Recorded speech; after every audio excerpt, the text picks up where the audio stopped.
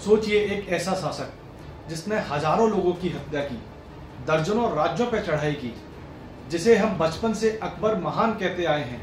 लेकिन क्या आपने कभी सवाल उठाया कि उसे महान कहने का आधार क्या है? क्या उसके कारनामे वाकई में महानता की मिसाल थे, या फिर इतिहास की कलम से कुछ अधूरा या एक तरफा लिख गया? तो सवाल उठाना लाजमी है कि क्या वाकई अकबर इतना सहीसुर था जितना किताबों में बताया गया, या फिर उसकी महानता की कहानी सिर्फ एक राजनीतिक स्क्रिप्ट थी? आज हम उतारेंगे जलालुद्दीन मोहम्मद अकबर के दोहरे चेहरे का नकाब, जहां एक तरफ दीन ए इलाही है तो दूसरी तरफ हिंदू मंदिरों के टूटे शिखर। आज हम इतिहास की किताबों से बाहर निकलकर आपको सुनाएंगे अकबर की वो कहानी जो शायद ही कभी स्कूल में पढ़ाई गई हो। तो अंत तक जरूर देखें। हमारे स्कूल की किताबें मुगल बादशाह की चमकदार कहानियों से भरी रही हैं। बाबर आया, हुमायूं फिसला और फिर अकबर महान। लेकिन ये महानता की परिभाषा किसने तय की? ब्रिटिश इतिहासकारों ने, या फिर वो दरबारी लेखक जो अकबर के खर्चे पर उसकी तारीख में कसीदे पढ़ते थे? दरअसल अकबर की महानता 3 स्तंभों पर टिकी है। पहला, अकबरनामा, उसका दरबारी इतिहासकार अबुल फजल, जिसने उसे पैगंबर बताया।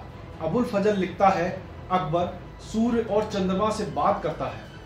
दूसरा, ब्रिटिश षड्यंत्र, अंग्रेजों ने महान बताकर मुगलों को भारत का असली शासक साबित किया। 1902 में ब्रिटिश स्कूल टेक्स्ट बुक्स में पहली बार अकबर द ग्रेट शब्द गढ़ा गया। तीसरा, बॉलीवुड फिल्मों में जोधा अकबर प्रेम कहानी गढ़कर उसे सेकुलर आईना बना दिया। चलिए शुरुआत से शुरू करते हैं, पर उससे पहले आपका मेरे चैनल पर स्वागत है। मैं नितेश सिंह सिकरबार आज विस्तार से अकबर की महानता के धागे खोलूंगा। तो वीडियो अच्छा लगे तो लाइक, कमेंट और शेयर जरूर करें। साथ ही चैनल को सब्सक्राइब जरूर करें। अकबर का जन्म 15 अक्टूबर 1542 को सिंध प्रांत के उमरकोट में हुआ था, जो वर्तमान में पाकिस्तान में है। अकबर का बचपन तलवारों के साए में बीता। कोई औपचारिक शिक्षा नहीं, कोई धार्मिक अध्ययन नहीं, उसे पढ़ना लिखना तक नहीं आता था। इतिहासकार अबुल फजल भी इसकी पुष्टि करते हैं। और सिर्फ 13 साल की उम्र में वो गद्दी पर बैठा। लेकिन असल सत्ता थी बैरम खां के हाथ में। पर ये तख्त उसे यूं ही नहीं मिला था। उसके पिता हुमायूं की असफलताएं, सत्ता से पलायन और शेर शाह सूरी से हार ने मुगल सत्ता की नींव को हिलाकर रख दिया था। यानी अकबर एक स्थिर राज्य में नहीं, बल्कि अस्थिरता और युद्ध के माहौल में पैदा हुआ। शायद यही कारण था कि उसकी सोच युद्ध, राजनीति और रणनीति से बनी, ना कि आदर्शों से। अकबर की सत्ता की कहानी एक युद्ध से शुरू हुई। पानीपत की दूसरी लड़ाई में बैरम खां की अगुवाई में हिंदुस्तानी राजाओं को हराकर अकबर ने तख्त पाया। पर यह महानता नहीं थी, ये सिर्फ तलवार और सत्ता की जीत थी। शुरुआत में अकबर केवल नाम का सम्राट था। असल में राज्य चलाता था बैरम खां। लेकिन सत्ता के भूखे अकबर ने कुछ ही सालों में बैरम को हटा दिया, उसे हज पर भेजा और बाद में उसकी हत्या करवा दी। फिर शुरू हुआ एक लंबा दौर राजाओं को हराने, विद्रोहियों को कुचलने और सत्ता को विस्तार देने का। इसने दिखा दिया कि अकबर सत्ता के लिए किसी का भी इस्तेमाल कर सकता है। इसी दौर में अकबर ने मालवा, गुजरात, बंगाल और खास तौर पर राजपूतों पर हमला शुरू किया। अकबर की महानता का पहला पायदान था हिंदू राजाओं का खात्मा। चित्तौड़ पर 1568 का हमला, इसमें हजारों जानें गईं, जिसमें 30,000 नरसंहार के अलावा महिलाओं ने जौहर किया। गोंडवाना पर 1564 का हमला, जिसमें विधवा रानी दुर्गावती को युद्ध में मारा गया। पानीपत का दूसरा युद्ध 1556 में घायल हेमू का सिर काटकर काबुल भेजा गया। क्या ये महानता है या क्रूरता? क्या ये सद्भाव था? नहीं, ये था विस्तारवाद। एक के बाद एक हिंदू रियासतों को हराना, या फिर जबरन शादी करना, या तलवार के बल पर झुकाना। अकबर को अक्सर सर्वधर्म संभाव का प्रतीक बताया जाता है। वो दीन ए इलाही चलाता है, सूफियों से मेल रखता है, हिंदू राजाओं से वैवाहिक संबंध बनाता है। सुनने में लगता है वाकई कोई महान शासक था।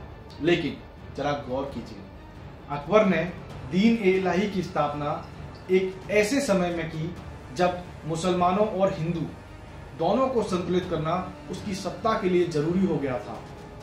उसका यह धर्म ना हिंदू था ना इस्लाम, बल्कि एक ऐसा राजधर्म था जिसमें राजा खुद ईश्वर के समकक्ष था। इसके सिर्फ 19 अनुयायी थे और खुद अकबर ने कभी इसका पालन नहीं किया।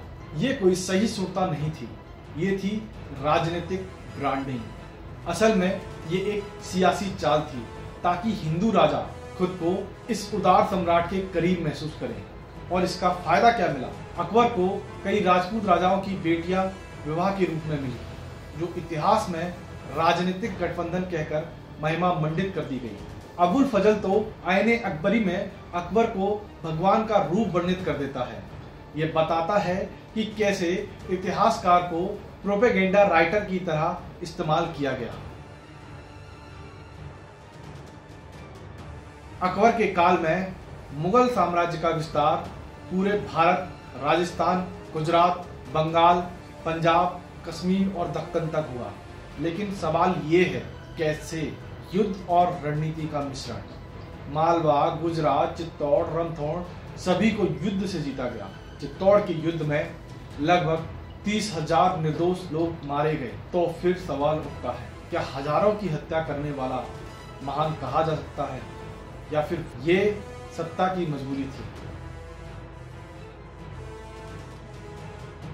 दरअसल अकबर ने जल्द ही समझ लिया था कि राजपूतों को हराना मुश्किल ही नहीं, खतरनाक भी है।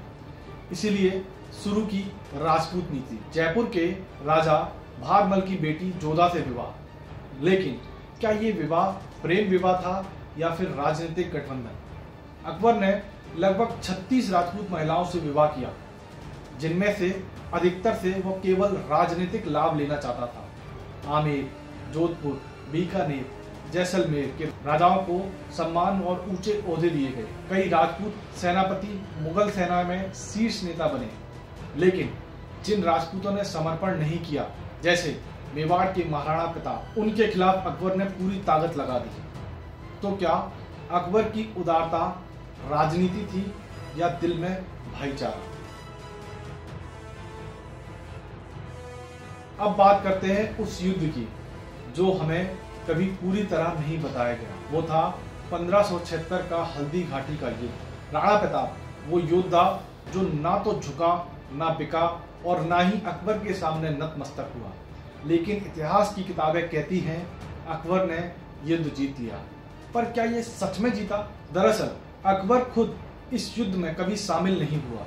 राणा प्रताप युद्ध भूमि में जिंदा बाहर निकले और अगले 25 सालों तक मुगलों को कभी राजपूताना में टिकने नहीं दिया। इतिहास में इस युद्ध को सबसे बड़ी लड़ाई में गिना जाता है, क्योंकि अकबर की विशाल सेना के सामने राणा प्रताप की सीमित टुकड़ी थी। युद्ध भले ही निर्णायक ना रहा हो, क्योंकि क्या आपको पता है कि राणा प्रताप ने बाद में खोया हुआ मेवाड़ का हिस्सा वापस जीत लिया था। आज भी मेवाड़ के गांवों में बच्चे राणा प्रताप की वीरता की कहानियां सुनकर बड़े होते हैं, अकबर की नहीं। तो सवाल फिर से वही है, अगर कोई बादशाह किसी राज्य को पूरी तरह जीत नहीं सका और वहां के योद्धा को झुका नहीं सका, तो क्या उसे विजेता कहा जा सकता है? अब आते हैं उस हिस्से पर जिसे किताबों में अक्सर छुपाया जाता है, मंदिर तोड़ने की घटनाएं। यहाँ इतिहास हमें दो चेहरे दिखाता है। एक तरफ अकबर हिंदू राजकुमारी जोधाबाई से शादी करता है, दूसरी तरफ वही अकबर हिंदू मंदिरों को तोड़वाने के आदेश भी देता है, खासकर जब कोई विद्रोह होता है। फतेहपुर सीकरी का निर्माण हो या गंगा जमुना तहवीज, सब सत्ता के विस्तार की रणनीति थी। 1572 में गुजरात विजय के बाद अहमदाबाद के प्रसिद्ध मंदिरों को गिराया गया। 1583 में विदिशा के प्रमुख मंदिरों पर हमला हुआ। ये बताता है कि अकबर की धार्मिक सहिष्णुता केवल उतनी ही थी जितनी सत्ता को टिकाए रखने के लिए जरूरी थी। इसमें बीरबल, टोडरमल जैसे मंत्रियों ने उसका साथ दिया और उसकी छवि को सर्वधर्मी सम्राट के रूप में गढ़ने का सफल प्रयास किया। पर यह सवाल है, अगर कोई राजा एक ही समय पर दोनों छवियां अपनाता है तो फिर उनमें से कौन सी असली है, यह तय कर पाना बड़ा ही मुश्किल हो जाता है। किसी भी शासक का असली चेहरा तब दिखता है जब वो सत्ता को बचाने के लिए कितना नीचे गिर सकता है। इतिहास में अकबर का भी वही चेहरा दिखाई देता है। बैरम खां की हत्या, जिसने अकबर को गद्दी दिलाई, उसी बैरम खां को पहले दरबार से बाहर किया गया और फिर मार डाला। बैरम खां के बेटे अब्दुल रहीम को जबरन दरबार में रखा गया, वही रहीम जिनके दोहे आज भी पढ़े जाते हैं। इसके अलावा अकबर ने दरबार में कई हत्याएं करवाई। उसने कई हिंदू राजाओं जो उसके शासन के खिलाफ खड़े हुए, उनकी हत्या या आत्महत्या के लिए मजबूर कर दिया। इतिहास के पन्ने इस हिंसा को राजनीतिक सफाई कहते हैं।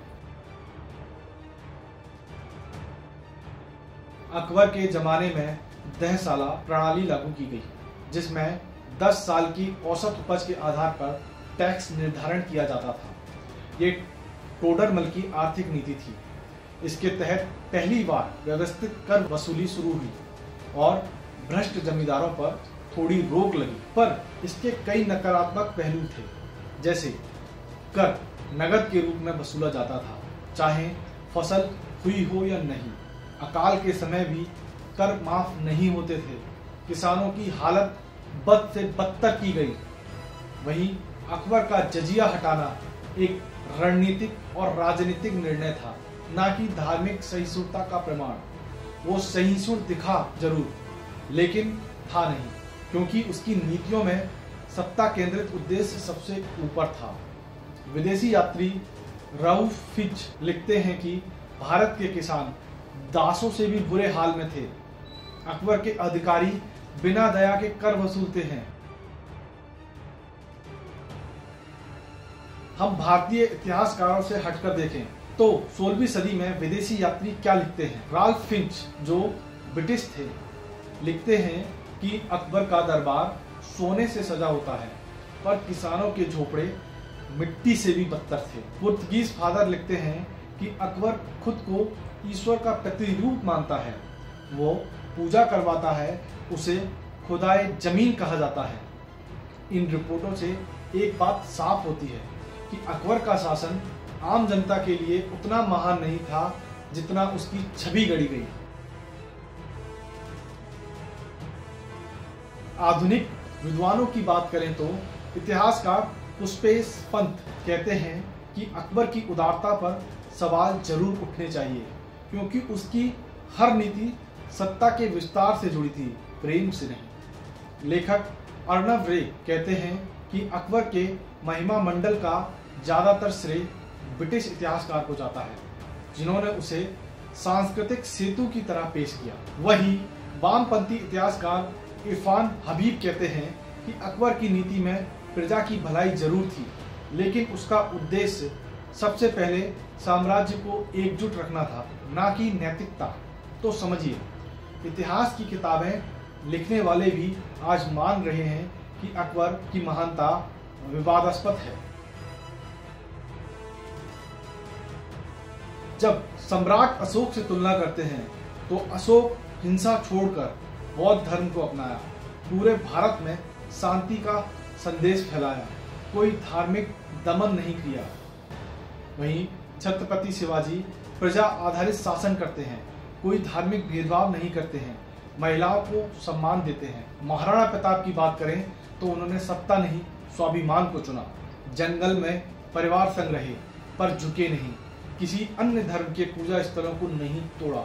अब बताइए, इनसे तुलना करके देखो और बताओ, क्या अकबर महान लगता है? सोचिए, क्या युद्धों में लाखों लोगों को मरवाने वाला महान होता है? क्या अपने विरोधियों की हत्या करवाने वाला आदर्श होता है? क्या ईश्वर बनने की कोशिश करना, धर्म बदलवाना, मंदिर तोड़ना और मनमानी करना किसी को महान बनाता है? या फिर महान वो होता है जो अपने साम्राज्य से पहले अपने नैतिक मूल्यों को रखता है। आज भी स्कूलों में सबसे पहले अकबर महान पढ़ाया जाता है, शिवाजी नहीं, महाराणा प्रताप नहीं, भास्कराचार्य नहीं। क्यों? क्योंकि हमारी शिक्षा प्रणाली आज भी ब्रिटिश द्वारा गढ़े गए नरेटिव पर टिकी है। वहाँ मुगल हीरो हैं और हिंदुओं की आवाज उठाने वाले राजपूत बागी कहे जाते हैं। यह एक मानसिक उपनिवेश नहीं तो और क्या है? तो आइए अब खुद से पूछें, क्या सिर्फ इसलिए कोई महान कहलाएगा क्योंकि उसने युद्ध जीते? क्या धार्मिक छल, सत्ता की भूख और जन शोषण के बल पर कोई महान हो सकता है? अकबर महान एक मिथक है जिसे सत्ता, इतिहासकारों और राजनीति ने मिलकर गढ़ा। पर सच ये है कि वो एक चतुर, शक्तिशाली और चालाक शासक था, पर महान नहीं था। असली महानता की परिभाषा तो उस प्रताप में थी जिसने झुकना नहीं सीखा, उस जनता में थी जिसने हर कर और शोषण के खिलाफ आवाज उठाई, उस इतिहास में है जिसे आज फिर से लिखने की जरूरत है। धन्यवाद। फिर मिलते हैं किसी रोचक वीडियो के साथ। तब तक के लिए अपना ख्याल रखें।